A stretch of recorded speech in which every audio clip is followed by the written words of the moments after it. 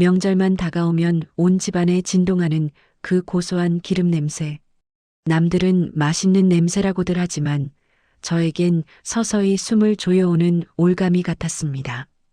30년 동안 명절마다 허리 한 번 못 펴고 손바닥이 벌겋게 붓도록 전을 부치면서도 그게 그저 제 운명인 줄만 알았습니다.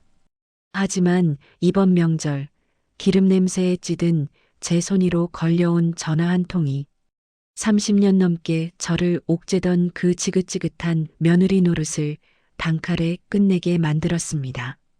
청춘을 다 바쳐 지켜온 이 집 문턱을 제가 왜 다시는 넘지 않기로 했는지 그날의 지독했던 이야기를 시작해 보겠습니다. 추석이든 설이든 명절 전날 제 하루는 늘 새벽 5시 천근만근인 몸을 일으켜 차가운 주방 바닥에 앉는 것부터 시작됐습니다. 사실 제 명절은 그보다 며칠 전부터 이미 시작된 거나 다름없었지요. 장바구니 손잡이가 살을 파고들어서 손가락이 벌겋게 붓도록 무거운 짐을 몇 번이나 날랐는지 모릅니다. 대추는 주름이 고르게 잡힌 것으로, 밤은 흠집 하나 없는 것으로, 고르고 골라 짊어지고 온 그 짐들이 주방에 산더미처럼 쌓여 있으면 새벽 5시부터 그 진짜 지옥의 막이 오르는 겁니다. 커다란 전기 프라이팬 앞에 쪼그리고 앉아 온갖 전을 부치고 있으면 허리는 끊어질 듯 비명을 지르고 무릎은 뻣뻣하게 굳어갑니다. 눈은 매운 연기에 시뻘겋게 충혈되는데도 손을 멈출 순 없습니다. 혹여나 전 하나가 조금이라도 탔다간 조상님 상에 올릴 걸 이 지경으로 해놓느냐라는 시어머니의 서슬퍼런 꾸중이 날아올 게 뻔하니까요. 오후 2시가 넘어가면 집안은 북적이기 시작합니다. 오랜만에 본다며 반갑게 인사하는 동서들과 시누이들. 하지만 그 반가움도 잠시뿐입니다. 그들은 거실에 옹기종기 모여 앉아 과일을 깎아 먹으며 웃음꽃을 피웁니다. 형님, 올해는 전이 참 예쁘게 됐네요. 라는 말뿐인 칭찬 한마디 던져놓고는 누구 하나 고무장갑을 끼려 들지 않습니다. 벽 하나를 사이에 두고 거실은 웃음소리가 넘쳐나는데 주방은 고립된 섬 같습니다. 30년을 한결같이 이 섬에 갇혀 살았습니다. 뒤꿈치가 갈라져 피가 비쳐도 어깨에 파스 석장을 이어붙여도 누구 하나 은희야 고생 많다. 좀 쉬어라 말해주는 사람이 없었습니다. 특히 제 속을 가장 뒤집어 놓는 건 제 남편이었습니다. 평소에도 집안일 손 하나 까딱 안 하는 사람, 명절만 되면 세상 어디에도 없는 효자가 됩니다. 여보, 동생들 왔으니까 과일 좀 내오고 술상 좀 봐줘 라며 거드름을 피우는 남편을 볼 때면 핏줄이 설 정도로 뒤집게 손잡이를 꽉 쥐게 됩니다. 밖에서는 호인이라 칭송받는 사람이 정작 제 아내는 주방 구석에서 식어 빠진 꼬투리 전으로 끼니를 때우는 건 보이지 않나 봅니다. 기름 냄새가 머리카락 끝까지 배어들고 온몸이 녹초가 된 저녁. 싱크대 앞에 서서 찬물에 손을 담그며 생각했습니다. 내 인생도 이 프라이팬 위에서 지글지글 타버린 전과 다를 게 없구나. 그런데 사람 참 미련하지요? 그렇게 서러우면서도 이게 내 팔자려니, 이게 맏며느리의 도리려니 하며 30년을 버텼습니다. 하지만 그날 평소보다 유난히 코끝을 찌르던 그 지독한 기름 냄새가 제 인생의 마지막 명절 냄새가 될 줄은 꿈에도 몰랐습니다. 살면서 가장 비참한 게 뭔지 아십니까? 내가 아끼고 아낀 피 같은 돈이 정작 나를 무시하는 사람들의 잔치상에 내 허락도 없이 올라가 있는 걸 목격했을 때입니다. 남편에게 저는 아내가 아니라 그저 자기 집안 체면을 살려줄 무급일꾼이자 움직이는 현금 인출기였다는 사실을 그날 알게 됐습니다. 30년을 함께 산 사람의 등 뒤에서 느껴지던 그 서늘한 배신감, 지금부터 들려드리겠습니다. 명절 전날 오후 기름 냄새에 찌든 몸을 잠시 식히려 거실 구석에 앉았을 때였습니다. 남편은 거실 한가운데서 사촌 형님이랑 이미 거나하게 취해서는 호탕하게 웃고 있었고 그의 휴대폰은 소파 구석에서 계속 징징거리며 진동이 울리고 있었죠. 처음엔 무시하려는데 남편이 술을 가지러 주방으로 간 사이 또 한 번 화면이 밝아지더군요. 시어머니한테 온 문자였습니다. 아들, 거금 보내줘서 고맙다. 잘 쓸게. 순간 심장이 덜컥 내려앉았습니다. 거금이라니? 홀린 듯 남편의 휴대폰을 들여다보니 미처 지우지 못한 은행 알림 문자가 그 밑에 나란히 붙어 있더군요. 시어머니 500만 원 입금 완료. 방금 보낸 게 아니라 제가 새벽부터 전 부치느라 정신없던 그 오전에 이미 몰래 입금해 놓았더라고요. 순간 눈앞이 하얘졌습니다. 500만 원. 누군가에겐 큰 돈이 아닐지 몰라도 저에게 그 돈은 지난 몇 년간 마트에서 알바하며 모아온 제 피 같은 돈이었습니다. 명절 앞두고 우리 집 가계부가 빠듯해서 이번 명절은 좀 아껴 쓰자던 남편의 말이 귓가를 때렸습니다. 불과 일주일 전 일이 떠오르더군요.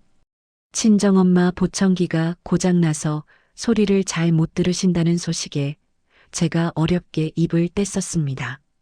여보, 우리 엄마 보청기 하나 해드리게 50만 원만 보태주면 안 될까? 그때 남편이 뭐라고 했는지 아십니까? 당신은 눈치도 없어? 지금 경기도 안 좋고 다달이 나가는 대출 이자가 얼만데 처가에 돈 보낼 생각을 해? 당신 친정은 왜 그렇게 사사건건 돈 들어갈 일뿐이야? 라며 제 얼굴에 대고 삿대질을 했습니다. 그 서슬퍼런 눈빛에 기가 죽어 죄인처럼 고개를 숙였던 제 모습이 떠올라 가슴이 갈기갈기 찢어지는 것 같았습니다.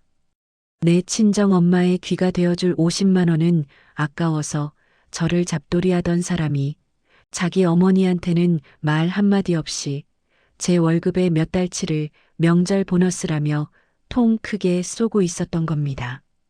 남편의 뒷모습을 멍하니 바라봤습니다. 저 사람은 대체 나를 뭐라고 생각하는 걸까? 30년 동안 이 집안 대소사 다 챙기고 허리 한번 못 펴고 일해온 아내의 몫은 어디에 있는 걸까? 제가 시장에서 몇 푼 깎으려고 실랑이 할 때 남편은 밖에서 통 큰 효자 소리 들으며 어깨에 힘을 주고 있었습니다. 그 어깨의 뽕은 결국 제 희생과 눈물로 채워진 것이었습니다. 분노보다 무서운 건 허탈함이었습니다. 여보, 과일 다 깎았어? 여기 동서들도 좀 주고 그래. 남편의 그 아무렇지 않은 목소리가 들리는데 갑자기 숨이 막혀왔습니다. 이 사람은 지금 제가 자기 휴대폰을 본 줄도 모르고 여전히 저를 자기 수하에 있는 일꾼 부리듯 대하고 있었습니다. 제가 번 돈, 제가 아낀 돈으로 저를 소외시키고 자기들만의 잔치를 벌이는 이 집구석. 과일 접시를 든 제 손이 미세하게 떨리기 시작했습니다. 핏줄이 설 정도로 쟁반을 꽉 쥐었지만 남편은 제 얼굴색이 변한 것조차 알아채지 못하더군요. 그는 그저 자기 어머니의 만족스러운 표정과 형제들의 부러움 섞인 시선에 취해 있을 뿐이었습니다. 이럴 때 기분이 어떤지 아시죠? 세상 천지에 나 혼자만 남겨진 기분. 내가 믿고 의지했던 30년 세월이 모래성처럼 무너져 내리는 소리가 들렸습니다. 하지만 남편은 제 가슴이 무너지는 줄도 모르고 오히려 그 위에 대고 더 잔인한 짓을 저질렀습니다. 돈 문제로 뒤통수를 맞은 얼떨떨함이 가시기도 전이었지요. 남편이 제 인생에 가장 지독한 비수를 꽂은 건 바로 그날 저녁 친정아버지의 급보가 들려왔을 때였습니다. 사람이 가장 무너질 때가 언제인지 아십니까? 내 부모가 죽음의 문턱에서 나를 찾고 있는데 내 손에는 남의 집 제사상에 올릴 생선이 들려 있을 때입니다. 그 비린내 나는 생선 토막을 붙잡고 울지도 못했던 그날, 저는 제가 30년 동안 사람이 아니라 입도 뻥긋 못하고 시댁의 종노릇을 하며 살았다는 걸 깨달았습니다. 제 인생에서 가장 길고 잔인했던 그 명절 오후의 전화를 들려드리겠습니다. 가슴에 불덩이를 얹은 채 다시 주방으로 돌아왔습니다. 머릿속은 온통 500만 원이라는 숫자와 돈 없다며 나를 윽박지르던 남편의 얼굴로 가득 찼지요. 하지만 쉴 틈은 없었습니다. 꼬지 하나하나에 재료를 끼워 넣고 있자니 손끝이 다 아려왔습니다. 시어머니는 햄이며 맛살 쪽파를 자로 잰 듯이 똑같이 잘라야 한다며 제 뒤에서 지켜보고 계셨습니다. 그 얇은 꼬챙이를 쥐고 있는 제 손끝이 바들바들 떨렸습니다. 그때였습니다. 앞치마 주머니 속에서 진동이 울렸습니다. 명절날 걸려오는 전화야 뻔한 인사치레이겠거니 싶었지만 발신인에 뜬 남동생의 이름을 보는 순간 심장이 덜컥 내려앉았습니다. 평소 무뚝뚝해서 용건 없으면 전화도 안 하던 동생이었습니다. 손을 대충 행주에 닦아내고 구석으로 가서 전화를 받았습니다. 재석아. 웬일이니? 제 목소리는 떨리고 있었습니다. 그리고 수화기 너머로 들려온 동생의 첫마디는 제 세상을 통째로 무너뜨렸습니다. 누나, 아버지 응급실이야. 지금 심폐소생술 들어가셨어. 마음의 준비하고. 일단 빨리 와야 할 것 같아. 순간 귀에서 이명이 들리고 다리에 힘이 풀려 주저앉을 뻔했습니다. 아버지가 위독하시다니. 눈물이 핑 돌았지만 차마 크게 소리내어 울 수도 없었습니다. 시댁 식구들이 거실에서 하하호호 웃고 있었으니까요. 재석아, 일단 알았어. 누나 금방 갈게. 아빠 꼭 붙잡고 있어. 응? 당장이라도 앞치마를 벗어던지고 뛰쳐나가고 싶었습니다. 하지만 제 눈앞에 놓인 건 산더미처럼 쌓인 제사 음식과 안방에서 들려오는 남편의 호탕한 웃음소리였습니다. 거실로 달려가 술잔을 기울이던 남편의 팔을 붙잡았습니다. 제 얼굴은 이미 사색이 되어 있었겠지요. 여보, 우리 아빠가 응급실 가셨대. 지금 심폐소생술 한대. 나 지금 당장 가봐야 해. 차키 좀 줘. 제 다급한 목소리에 거실의 웃음소리가 뚝 끊겼습니다. 시댁 식구들의 시선이 일제히 저에게 꽂히더군요. 그런데 남편의 반응이 가관이었습니다. 그는 술기운이 오른 눈으로 저를 빤히 쳐다보더니 귀찮다는 듯 팔을 뿌리쳤습니다. 아니, 이 사람이 갑자기 무슨 소리야? 장인어른 연세가 있으시니 좀 편찮으실 수도 있지. 응급실 갔다고 다 죽어? 일단 진정해. 여보, 지금 심폐소생술 한다잖아. 의사가 마음의 준비하래. 내가 지금 진정하게 생겼어? 제 목소리가 커지자 남편은 오히려 인상을 쓰며 목소리를 낮추라고 눈치를 줬습니다. 야, 너만 친정 부모 있어? 우리 어머니, 형님들 다 계시는데 어디서 소리를 질러? 그리고 내일 아침이 제사야. 맏며느리가 제사도 안 지내고 친정으로 튄다고 하면 우리 집안 꼴이 뭐가 되겠어? 장인어른은 처남이 지키고 있잖아. 그 말은 제 가슴에 대못을 박는 게 아니라 아예 확인 사살을 하는 것 같았습니다. 남편에게 제 아버지의 목숨은 내일 아침 시댁 제사상에 올릴 조기 한 마리보다 가벼웠던 겁니다. 30년을 같이 산 사람의 입에서 나올 소리라고는 도저히 믿기지 않았습니다. 옆에 계시던 시어머니도 거들더군요. 얘야, 사돈 어른 일은 참 안 됐다만. 명절에 출입하는 거 아니다.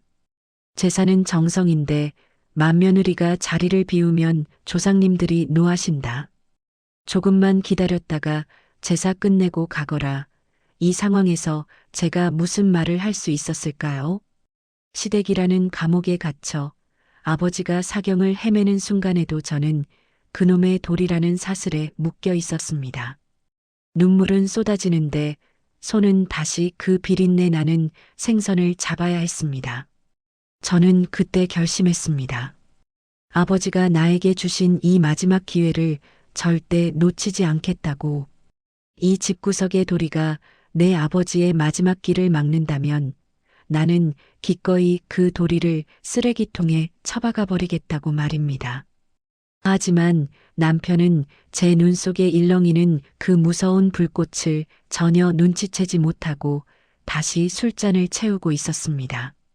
살다 보면 악마가 따로 없구나 싶은 순간을 마주합니다. 내 아버지가 숨을 헐떡이며 자식 얼굴 한번 보길 기다리는 그 절박한 시간에 제사 지내는 도리가 먼저라며 제 앞길을 막아선 남편의 얼굴이 그랬습니다. 30년을 한 입을 덮고 산 남자가 아니라 내 영혼을 갉아먹는 괴물처럼 보였던 그날. 제 인생에서 가장 처절했던 그 갈등의 현장을 들려드리겠습니다. 남편의 입에서 나온 내일이 제사인데 어디를 가냐는 말은 제 고막을 찢는 비수 같았습니다. 머릿속에서는 동생의 울음 섞인 목소리와 병원 기계의 날카로운 경고음이 뒤섞여 들리는데 남편은 그저 제 손목을 쥔 채 자기 체면만 걱정하고 있었습니다. 여보, 지금 당신이 하는 말이 사람 입에서 나올 소리야? 우리 아빠야 나를 키워준 내 아빠라고. 지금 돌아가실지도 모른다는데 제사가 문제야? 조상님 밥 차려드리면 우리 아빠 살려내기라도 한대? 제 비명 섞인 외침에도 남편은 눈 하나 깜짝하지 않았습니다. 오히려 술 기운이 오른 얼굴을 들이밀며 제 어깨를 거칠게 밀쳤지요. 이 사람이 어디서 조상님 함부로 입에 올려? 당신 이 집 며느리 아니야? 30년 동안 가르쳤으면 이제 알 때도 됐잖아. 집안에 큰일이 있으면 사사로운 개인사는 접어두는 게 맏며느리 도리야. 그리고 거기 가봤자 당신이 할 수 있는 게 뭐가 있어? 사사로운 개인사. 남편의 입에서 나온 그 단어에 저는 온몸의 피가 거꾸로 솟는 기분이었습니다. 30년 세월 동안 제 친정 식구들의 경조사는 늘 개인사였고 시댁의 제사는 늘 국가대사였습니다. 조카 결혼식 때도 꼭 시댁에 사소한 일 하나 만들어서 저를 못 가게 붙잡았었죠. 그때마다 저는 착한 아내 소리 듣고 싶어 바보처럼 웃으며 참았습니다. 하지만 이번만큼은 아니었습니다. 사사로운 일? 당신한테는 내 아버지 목숨이 사사로운 일이야? 당신 어머니 보너스 500만 원 챙겨줄 때는 효자 소리 듣고 싶어서 안달복달하더니 내 아버지는 길가에 버려진 돌멩이만도 못해? 500만 원이라는 소리가 나오자 남편의 눈동자가 잠시 흔들렸습니다. 하지만 그것도 잠시, 그는 곧바로 더 큰 소리로 제 입을 막으려 들었습니다. 당신 남의 폰 뒤졌어? 이 여편네가 미쳤나 진짜. 우리 집안 대소사 챙기려고 내가 다 생각해서 빼둔 돈이야. 그걸 감히 처가에 보낼 생각을 해? 이래서 피 한 방울 안 섞인 남은 어쩔 수가 없다니까. 30년을 한 입을 덮고 산 사람 입에서 나온 그 남이라는 단어가 제 가슴에 그나마 붙어있던 마지막 정마저 깨끗하게 도려냈습니다. 남편은 제가 병원에 갈까봐 아예 차 키를 주머니 깊숙이 넣고 현관문을 막아섰습니다. 거실에 앉아있던 시동생들과 동서들은 이 광경을 보면서도 누구 하나 나서지 않았습니다. 아니, 나서기는커녕 제가 없는 사람인 양 자기들끼리 술잔을 채우고 그저 무심하게 텔레비전 채널이나 돌리고 있었지요. 마치 제 비명이 명절날 흔히 들리는 소음이라도 되는 것처럼 그 싸늘한 무관심이 제 속을 더 갈기갈기 찢어놓았습니다. 그 순간 제 안에서 무언가 툭 끊어지는 소리가 들렸습니다. 30년 동안 저를 지탱해온 인내라는 끈이 먼지처럼 사라지는 소리였습니다. 저는 더 이상 울지 않았습니다. 눈물조차 아까웠으니까요. 대신 아주 차갑고 낮은 목소리로 남편을 똑바로 쳐다봤습니다. 핏줄이 설 정도로 핸드폰을 꽉 쥔 채 동생에게 문자를 보냈습니다. 누나 지금 간다. 조금만 기다려. 비켜, 당신이 안 비켜주면 나 여기서 무슨 짓 저지를지 몰라. 당신이 그렇게 소중하게 생각하는 이 집 안 채면 내가 오늘 이 자리에서 가루로 만들어줄까? 제 눈빛이 평소와 다르다는 걸 느꼈는지 남편의 얼굴에 당황한 기색이 역력했습니다. 하지만 그는 여전히 제 팔을 붙잡고 놓아주지 않았습니다. 마치 자기 소유물을 단속하는 주인처럼요. 인간이기를 포기한 남자와 그 곁에서 동조하는 시댁 식구들.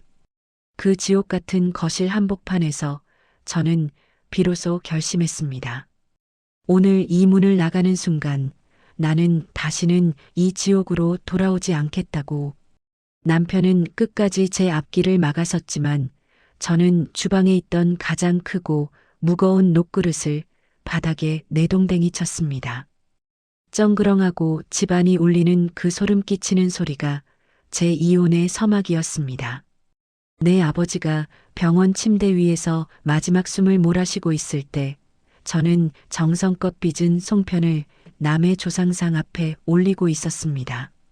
눈물이 뺨을 타고 흘러 제사 음식 위로 떨어지는데도 남편은 제 옆구리를 쿡 찌르며 절 똑바로 하라고 눈치를 주더군요. 그 순간 깨달았습니다. 이 상 위에 올라간 건 제 음식이 아니라 지난 30년간 도살당한 제 인생이었다는 것을요. 녹그릇이 바닥을 뒹굴며 냈던 그 날카로운 소리는 금세 시어머니의 혀 차는 소리와 남편의 고함에 묻혔습니다. 차 키를 움켜쥐고 현관문을 가로막은 남편, 그리고 사돈 위독한 건 안 됐다만 제사 준비하다 말고 어디 간단 말이냐? 제사나 마저 지내고 가라. 제 팔을 붙잡던 시어머니의 손길에 저는 무너졌습니다. 아니, 무너진 게 아니라 굳어버렸다는 표현이 맞겠네요. 결국 저는 병원으로 달려가지 못했습니다. 폭풍 같던 소동이 지나간 명절 아침, 집안은 기괴할 정도로 정적이 흘렀습니다. 밤새 한숨도 못 자고 거실 구석에 앉아 핸드폰만 뚫어지게 쳐다봤습니다. 누나, 아빠 아직 버티고 계셔. 빨리 와. 동생의 문자를 읽고 또 읽으며 제 마음은 이미 수백 번도 넘게 병원 응급실을 다녀왔습니다. 하지만 제 몸은 여전히 기름 냄새 진동하는 주방에 묶여 있었습니다. 제사가 시작됐습니다. 정성껏 쪄낸 생선, 정갈하게 담긴 나물, 그리고 손이 부르트도록 지져낸 전들이 병풍 앞에 차려졌습니다. 그 상을 바라보는데 구역질이 올라왔습니다. 내 아버지는 미음 한 모금 못 넘기고 사투를 벌이고 계시는데 나는 정작 얼굴도 본 적 없는 남편의 고조할아버지, 증조할아버지를 위해 정성스레 밤을 깎고 대추를 올렸습니다. 남편은 언제 싸웠냐는 듯 깨끗한 한복으로 갈아입고 제주 노릇에 심취해 있었습니다. 집안의 큰 어른이라도 되냥 엄숙한 표정으로 잔을 올리고 절을 하는 그 뒷모습이 어찌나 징그럽던지요. 저 남자가 올리는 저 술잔이 사실은 제 눈물과 제 친정 부모님의 한으로 채워진 것이라는 걸 거실에 모인 그 누구도 알지 못했습니다. 며느리도 와서 절 올려라. 시어머니의 명령에 저는 로봇처럼 움직였습니다. 향 냄새가 코끝을 찌르는데 갑자기 병원의 소독약 냄새가 겹쳐지는 것 같았습니다. 절을 하려고 엎드렸을 때 바닥에 닿은 이마가 차가웠습니다. 그 차가운 바닥에 대고 저는 속으로 빌고 또 빌었습니다. 조상님들, 당신들이 정말 영험하다면 내 아버지 가는 길 못 보게 막는 저 인간들, 당신들이 좀 데려가 주십시오. 절을 마치고 일어서는데 남편이 제 귓가에 대고 낮게 읊조렸습니다. 거봐, 지내고 나니 별거 아니지? 조상님이 도와주셔서 장인어른도 고비 넘기실 거야. 사람이 도리를 다해야 복을 받는 법이야. 남편이 말하는 그 복이라는 게 아내의 피눈물을 짜내어 자기 집안의 안녕을 비는 것이라면 저는 그런 복 필요 없었습니다. 상 위에 올려진 지방의 한자들이 마치 저를 비웃는 것 같았습니다. 30년 동안 이 상을 차리기 위해 제가 포기했던 수많은 시간들, 그 세월들이 주마등처럼 스쳐 지나갔습니다. 음복한다며 왁자지껄하게 젓가락을 놀리는 시댁 식구들을 뒤로하고 저는 조용히 주방으로 향했습니다. 국을 푸고 밥을 담는 제 손은 더 이상 떨리지 않았습니다. 아주 차분하고 냉정해졌습니다. 제 인생에서 이 집안 식구들을 위해 차리는 마지막 식사였으니까요.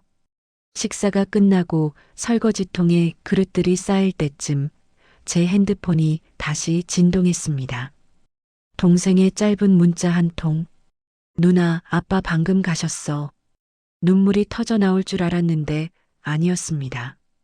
오히려 정신이 번쩍 들더군요. 저는 앞치마를 풀고 싱크대 위에 가지런히 놓았습니다. 그리고 거실에서 과일을 깎으라며 저를 부르는 시어머니의 목소리를 뒤로 한 채 제 방으로 가서 미리 챙겨둔 가방을 들었습니다. 이제 제사는 끝났습니다. 이 집안의 제사도, 그리고 제 지옥 같던 결혼 생활도 말입니다. 30년 동안 제 몸의 일부 같았던 앞치마를 벗어 던지는 데는 고작 3초도 걸리지 않았습니다. 설거지 안 하고 어디 가냐는 시어머니의 날카로운 목소리도, 너 미쳤냐며 소리 지르는 남편의 얼굴도 그날 제 눈에는 그저 길가에 굴러다니는 쓰레기처럼 보였습니다. 제 아버지가 차가운 병실에서 홀로 숨을 거두신 그 시각, 제가 이 집구석에서 마지막으로 한 일을 들려드리겠습니다. 아버지의 임종을 알리는 문자 메시지가 화면에 떴을 때 제 세상은 멈췄습니다. 하지만 눈물은 나오지 않았습니다. 대신 온몸의 감각이 서늘할 정도로 또렷해지더군요. 주방 싱크대에는 방금 제사를 마친 그릇들이 산더미처럼 쌓여 있었고, 거실에서는 남편이 형제들과 홀가분하다는 듯 웃으며 식후 과일을 찾고 있었습니다. 은희야, 거기 배 좀 깎아오너라. 차례 지냈으니 시원하게 입가심 좀 해야지. 안방에서 들려오는 시어머니의 목소리는 평소보다 더 당당했습니다. 제사가 무사히 끝났으니 이제 며느리의 뒷정리 타임이 왔다는 신호였죠. 평소 같았으면 내 어머니하고 과도부터 챙겼을 저였습니다. 하지만 저는 아무 대답도 하지 않았습니다. 대신 젖은 손을 수건에 천천히 아주 꼼꼼하게 닦았습니다. 그리고 30년 동안 제 훈장인 줄 알고 목에 걸었던 그 지긋지긋한 앞치마의 끈을 풀었습니다. 앞치마가 싱크대 선반 위로 툭 떨어지는 소리가 제 귀에는 무슨 축포 소리처럼 들리더군요. 너 뭐해? 과일 깎아오라니까 안 들려? 그리고 아까부터 표정이 왜 그래? 남편이 거실에서 주방 쪽으로 고개를 내밀며 짜증 섞인 투로 물었습니다. 저는 그 남자의 얼굴을 가만히 응시했습니다. 30년을 함께 산 남자가 아니라 내 부모의 마지막 길을 막아선 원수를 보듯 말입니다. 제 눈빛이 평소와 너무 달랐던지 남편은 멈칫하며 술잔을 내려놓더군요. 저는 한마디 말도 없이 안방으로 들어갔습니다. 그리고 장롱 깊숙이 넣어두었던 가방을 꺼냈습니다. 옷가지 몇 개, 그리고 제가 지난 세월 틈틈이 모아둔 제 통장과 인감. 그걸 챙기는 제 손은 조금도 떨리지 않았습니다. 오히려 30년 만에 처음으로 제 손이 제 의지대로 움직이는 것 같아 묘한 쾌감까지 느껴졌습니다. 야, 강은희, 너 지금 뭐 하는 거야? 짐은 왜 싸? 방까지 쫓아 들어온 남편이 제 가방을 뺏으려 들었습니다. 시어머니와 동서들도 문가에 모여들어 수군거리기 시작했죠. 얘가 제사 지내더니 정령이 들렸나? 왜 이래? 시어머니의 그 비아냥거리는 말투도 이제는 아무런 타격이 없었습니다. 비켜 제 입에서 나간 단 두 마디에 방안 공기가 얼어붙었습니다. 남편은 제가 병문안 가려는 줄로만 알고 기가 찬다는 듯 헛웃음을 터뜨리더군요. 비켜? 너 지금 제정신이야? 손님들 다 계시는데 이게 무슨 망신이냐고. 아버님 위독하시다는 핑계로 지금 시위에? 남편은 제가 방금 받은 문자의 내용을 전혀 몰랐습니다. 제 아버지가 이미 이 세상 사람이 아니라는 사실을요. 평소 같으면 울며 불며 아빠가 돌아가셨다고 매달렸겠지만 그날은 달랐습니다. 내 아버지의 거룩한 죽음을 저 인간들 입에 올리는 것조차 아버님께 죄를 짓는 기분이 들었거든요. 저는 그저 남편을 유령 취급하며 묵묵히 가방을 닫았습니다. 야, 강은희. 말 안 들어? 너 지금 이 문 나가면 다시는 이 집발 못 들여놓을 줄 알아. 남편이 제 팔을 낚아채며 고함을 쳤지만 입꼬리를 살짝 올리며 서늘한 비웃음을 흘려주었습니다. 30년 묵은 정이 아니라 30년 묵은 쓰레기를 비우는 사람의 가벼운 미소였죠.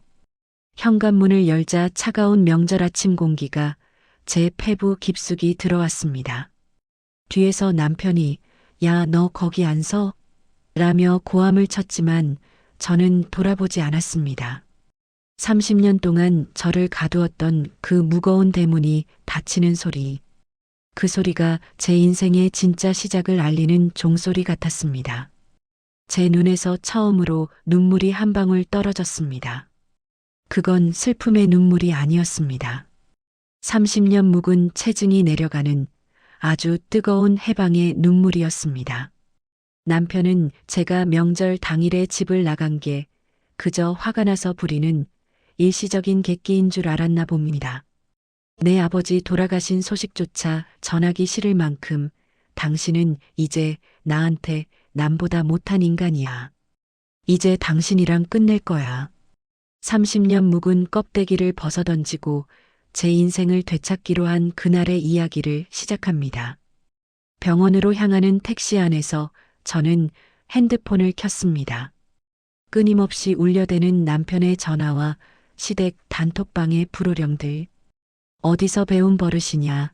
지금 안 오면 영영 끝인 줄 알아라. 제정신이냐는 독설들이 화면을 가득 채웠습니다. 예전 같았으면 심장이 덜덜 떨려 눈물을 흘렸겠지만 이상하게도 그날은 그 모든 말들이 그저 날파리 윙윙거리는 소리처럼 들리더군요.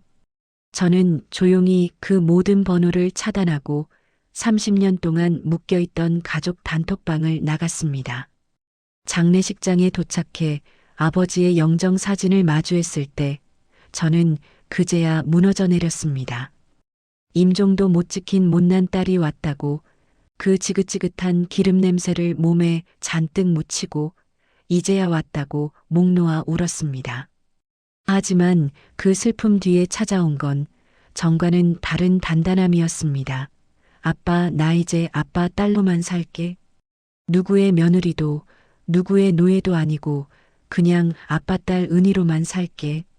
영정 사진 속 아버지가 그래, 잘했다 은희야 하고 웃어주시는 것만 같았습니다. 발인 날 아침 결국 남편이 장례식장으로 찾아왔습니다. 검은 양복을 갖춰 입고 사위 노릇을 하며 사람들 앞에서 면을 세우려던 그 가식적인 모습. 남편은 제 옆으로 다가와 낮게 속삭이더군요. 야, 적당히 해라. 발인 끝나고 바로 집으로 와. 어머니 화 많이 나셨으니까 무릎 꿇고 빌 생각하고 저는 그 남자를 빤히 쳐다봤습니다. 이 사람은 아직도 제가 자기 집안 수발이나 들고 시어머니 비위나 맞출 며느리로 보이는 모양입니다. 저는 제 팔을 붙잡고 어떻게든 집으로 끌고 가려는 남편의 그 징글징글한 회유를 단칼에 자르고 제 남동생을 불렀습니다. 재석아, 이 사람 좀 내보내줘. 우리 아빠 가시는 길 더럽히기 싫으니까. 제 단호한 태도에 남동생과 친척들이 남편을 에워쌌습니다. 자네 지금 여기가 어디라고 감히 소란이야? 당장 나가게. 평소 사위라고 대접해주던 친정 식구들이 등을 돌리자 남편은 당황해서 씩씩거리며 쫓겨나듯 식장을 나갔습니다. 그 초라한 뒷모습을 보며 저는 결심했습니다. 저 남자가 사는 지옥 같은 집구석으로 다시 걸어 들어가는 일은 죽어도 없을 거라고요. 장례를 마치고 돌아오는 길, 저는 남편이 기다리는 집으로 가지 않았습니다. 당장 갈 곳이 마땅치 않아 잠시 동생네 집에 짐을 풀었지만 마음만은 그 어느 때보다 가벼웠습니다. 물론 앞으로 갈 길이 멀다는 걸 압니다. 30년 세월을 정리하는 게 어디 서류 한 장으로 되겠습니까? 집 문제, 재산 문제. 그 인간이 순순히 놓아줄 리 없겠지요. 하지만 겁나지 않습니다. 이미 제 마음속에서 그 사람은 남보다 못한 존재가 되었으니까요. 저는 이제 차근차근 준비를 시작하려 합니다. 남편 몰래 모아둔 제 비상금과 그동안 그 인간이 저질러온 무책임한 증거들, 아주 군더더기 없이 깔끔하게 그 집구석 정리할 겁니다. 곧 다음 명절이 다가오겠지요. 아마 그 집구석은 난리가 날 겁니다. 제사 음식 할 줄 아는 사람 하나 없으니 서로 니 탓 내 탓하며 싸우고 있겠지요. 하지만 저는 이제 상관없습니다. 저는 다음 명절에는 저를 위해 가장 맛있는 음식을 차릴 겁니다. 거창한 제사상이 아니라 제가 먹고 싶었던 귀한 음식을 만들어 나를 위한 작은 축제를 열 겁니다. 혹시 착한 아내라는 굴레에 갇혀 계시진 않나요? 내 부모가 돌아가셔도 눈치 봐야 하는 삶이라면 그건 삶이 아니라 형벌입니다. 제가 앞치마를 던지고 나온 건 단순히 화가 나서가 아닙니다. 제 남은 인생을 지키기 위한 가장 현명하고도 처절한 독립선언이었습니다. 올해 명절, 여러분은 누구를 위해 웃고 계신가요? 혹시 거울 속에 나는 울고 있지 않나요? 늦지 않았습니다. 나를 지우고 남을 채우는 삶은 이제 그만하세요. 내 인생의 주인은 나라는 사실을 잊지 마세요. 저 정은이의 홀로서기, 이제 진짜 시작입니다. 구독과 좋아요는 제 새로운 시작에 큰 힘이 됩니다. 여러분의 앞날을 진심으로 응원합니다. 고맙습니다.